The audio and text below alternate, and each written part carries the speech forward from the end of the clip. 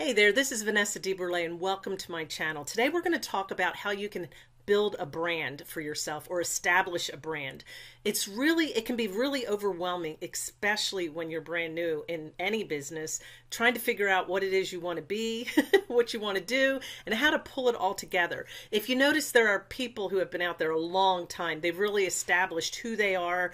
They've got a message, and they've really have established their brand, and that's what this is about. What I'm going to give you today are 5 simple steps that you can start taking that will help you to start establishing your brand. It's not something that many of us do overnight. You kind of grow with it, but as you start getting these pieces and putting them together, you'll just become stronger and stronger. So let's go ahead and get started with 5 simple steps that you can start today that will help you to start to establish your brand. Now, establishing your brand in a nutshell means people recognize you. It's what they'll say about you. Like so-and-so is known for such and such, right? So that's your brand. You become what people see you as. And one of the first things you need to do is get out there and be seen, correct? And a lot of people will ask this question. All right, I know I need to get out there and be seen, and I know I need to do it on social media, but which platform? Or should I be on all the platforms? Now, if you're like me, when you first started out, I was trying to be on all of them at once. So that's why I do have many accounts, because I was literally in the beginning trying to be everywhere at once, and I wasn't getting anywhere, to be honest. It wasn't until I discovered YouTube and I made a commitment that I was going to commit my social media time on YouTube, and it turned out that this is the one I love the most. I really enjoy it. I remember when I was trying to be everything to everyone and be all over the place, I wasn't enjoying it. It was actually extremely frustrating, extremely daunting, to be honest, because you never become a master at anything. You're just trying to get out there and throw things. When you pick your one social media platform, pick something that you enjoy watching yourself. So if you really love Instagram, you've always got your phone in your hand and you like communicating, then use Instagram. Obviously, you love the platform, you enjoy using it, so you're going to enjoy posting on it. If you enjoy audio, podcast, maybe you should start a podcast. And if you like making videos, then YouTube is actually a great choice as well. A lot of people are afraid to start using YouTube because they are afraid to make a video. To be honest, maybe the first time can be really scary, but after that it becomes really easy. I enjoy YouTube. My background is a teacher, and I just like that venue is being able to, I can't see you, but you can see me, but I feel like I'm talking to you. So to me, that's easier than writing and doing some of those other things. But you might say, well, what about those big gurus that are out there? They have podcasts and Instagram accounts and all that. They do, but they built it up slowly or quickly with help. But master one, get that one really stable, make sure you understand it, then you can start adding another one. And that's because that's where you're going to build your content, on that one main platform, and then you're going to learn how to use that one piece of content on another platform. You can recycle old content and things like that. But what I advise you is pick one and stick with it. And how long you stick with it is up to you. Like I said, I picked YouTube. I made a 1-year commitment. I was going to make so many videos, and my goals, I stuck to them, whatever my goals were that I had written down. So you need to write those down and pick one and then stick with it. Number 2, you want to niche down and be known for something. And what do I mean by that? Well, I just told you earlier that part of building a brand is people know you for something. I can name Nick Nimmons or Daryl Eve. They're both known for YouTube. They both teach all about YouTube. If you say their name, many YouTubers will know who they are right away, because that's where their heart is. That's where all of their content is. So you need to pick a niche and bring it down. And what I mean by that, let's say that you want to do health and fitness, which is a wonderful niche. It's something that people will be looking for forever. But you can't just say I'm a health and fitness site, because it doesn't really make you stand out from the crowd. So you might say I'm going to target an audience of women over 50. And that really narrows it down. It really knocks a lot of people out, but that's okay, because women over 50 are going to look for you for those tips and exercises and whatever you're offering. But the more you narrow it down, then people are going to know you for that. I just found a video the other day from a woman. Her videos were called Flippin' 50, and I thought, wow, how clever. And that's who she's targeting, people who are over 50.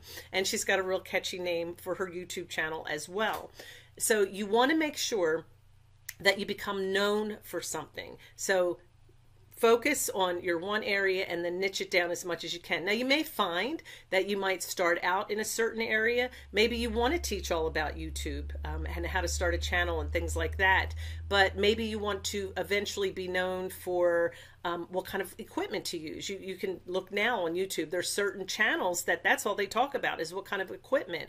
You'll see other people that will talk about editing a lot. That has become their expertise. So you can really narrow down in any niche. Now, one thing I want you to be careful about, especially if you love knowledge and you have lots of knowledge, sometimes we can get off on tangents and start teaching about everything. And the thing that's going to happen is, let's say on one, we're going to use YouTube because that's where we're at, but maybe on one video, let's say I teach you all about affiliate marketing. That's my niche, affiliate marketing. Okay. And then on the next one, maybe I have a mini farm at my house, and maybe on the next one, I start talking to you about goats and how to cut their toenails or their hooves and trim their hooves.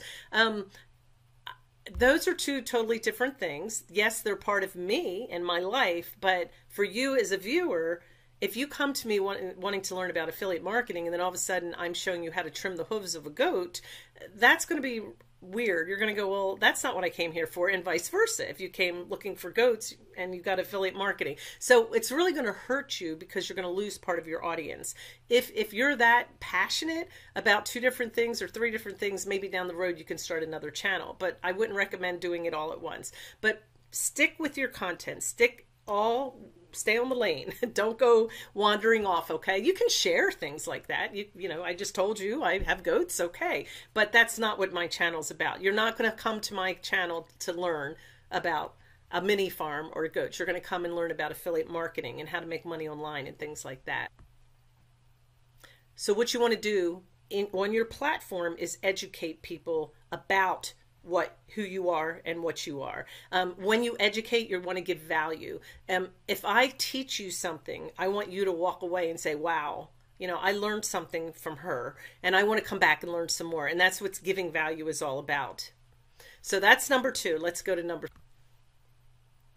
Number 3 was crazy for me when I first started. I kept thinking, share your content with other people and interact. And I kept thinking, why do people keep giving away all this information for free? And then some of those people would have courses, and I'm like, but they're giving it away for free. And really, that is why people will flock to you. They want to, you have content that is valuable, and you can interact with other people. This is what's going to help you build relationships. Let's say that you have a lot of knowledge about cooking keto style cooking, okay? And that's what your channel's all about, is how to eat a keto diet. And it's very popular. It would be a good channel to have. And to help build your audience and interact, you might go out and search for people that are looking for that, your target audience. So you might go through some Facebook groups and become a member. And while you're in there, you will find people asking questions, and that's where you start making yourself relevant. You might go in and say, hey, I just made a video about the very question that you asked. Would it be okay if I send it to you? And the person says, sure. So it starts helping other people to see you more as an expert. How you can also do that by going to other channels that are similar to yours. So you're keto recipes, keto cooking, keto lifestyle. Find other channels. Don't compete with them, but try to interact with them and mesh with them. Some of those channels have gotten so big, they're going to have tons and tons and tons and tons of comments.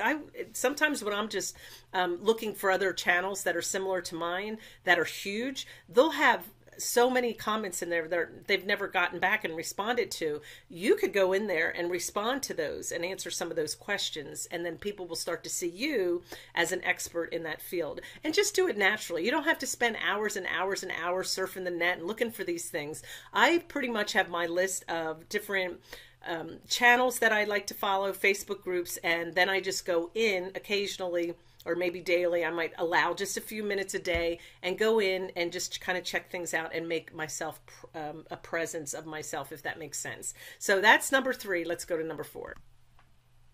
Number 4 is something that I have just started to do, but I want to share it with you. You want to be proactive and really hustle and pitch yourself to get known again as an expert. How do you do this? You want to become part of the community. So I was just talking about Nick Nimmons, Daryl Eves.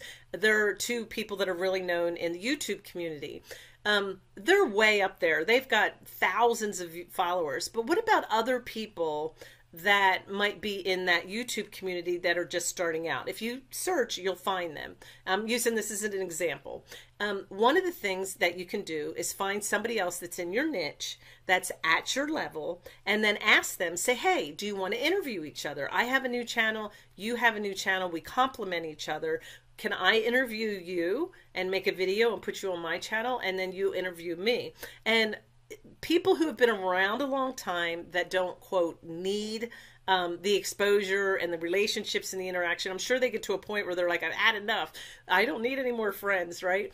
You've gotten that way in your life, I'm sure. But go find those new people that are just like you or a couple steps ahead of you, a couple steps below, and help each other. And then even though they might have a small audience and you don't really get a lot out of it, maybe you don't give them a lot, but one thing both of you are doing for each other is giving each other some experience. And another thing both of you have gained is now when you go to another person and say, hey, will you interview me on your podcast? I'll interview you on my podcast. You can say, I was just interviewed by such and such, so-and-so, last week. And this is the content that I provided on their channel. And that person could go listen to it and say, hey, I really like so-and-so, and I'm going to go ahead and interview them as well. So you want to start establishing yourself. It takes time. You might have a lot of people slam that door in your face and tell you no, but keep doing it, because that is how you build a community of people, of your peers that are doing the same thing that you're doing. You want to interact with each other, not compete with each other. So that's number 4, very important. Number 5 was very, very, very difficult for me in the beginning, because being of a teacher background, I always felt like I couldn't teach somebody something else unless I was an expert first. So I didn't claim it. And that's number 5. Claim what you are, just become it. Even though deep down in your heart, you're like, I'm not really an expert yet. You're an expert as much as you can be an expert. So you're not lying. You're an expert for where you're at. And I do remember the first time that I walked into a classroom when I was teaching. I remember I went to college. I had my degree. I was a teacher all my life. I just knew that that was what I wanted to do. But I'll never forget that first day that I walked in the classroom and I thought, what am I doing? And I thought, they're not going to see me as a teacher. And I just had to talk with myself, and I said, be it. Be a teacher. Pretend, become it, claim it. And it wasn't that I had to pretend, but I had to claim what I was, and I just did it. And I didn't worry about what the students thought. Now, I know that's a little bit different than going on a podcast or a YouTube video or something like that, but there comes a point where you just have to be what you say you are. So if you say that I am a Pinterest expert, then become a Pinterest expert. And here's the deal. If people ask you questions within your expertise and you don't have the answers, won't you go find them? So it's just going to keep making you more and more of an expert. You really don't want people to ask you only questions that you know the answers to, because it's not going to help you grow. So remember that. You never want to know it all. You always want to be growing, and your expertise will keep growing. But once you claim that you're a keto lifestyle expert, then be it and claim it and say it with confidence. And we call that with posture. Become it and be it. All right? Because that's probably one of the hardest things. But remember, you're an expert where you're at, and you're going to keep growing and growing in your expertisism. How's that for a word? All right, that's all I have for you today. Thank you for watching. I hope this was helpful. So much more can go into branding. I know people talk about logos and colors and all those other things, but these are things you can do now while you're trying to establish yourself and figure out who you are. That happens with everybody.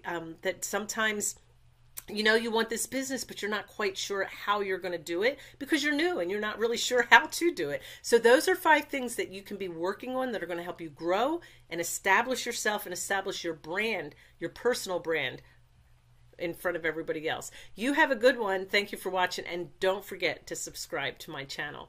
See you later.